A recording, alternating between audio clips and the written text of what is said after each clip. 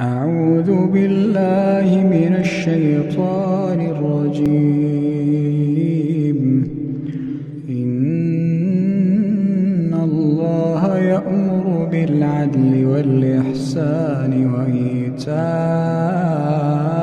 ذي القربى وينهى عن الفحشاء والمنكر والبغي يعظكم لعلكم تذكرون. وأوفوا بعهد الله إذا عاهدتم ولا تنقضوا الأيمان بعد توكيدها وقد جعلتم الله عليكم كفيلا. إن الله يعلم ما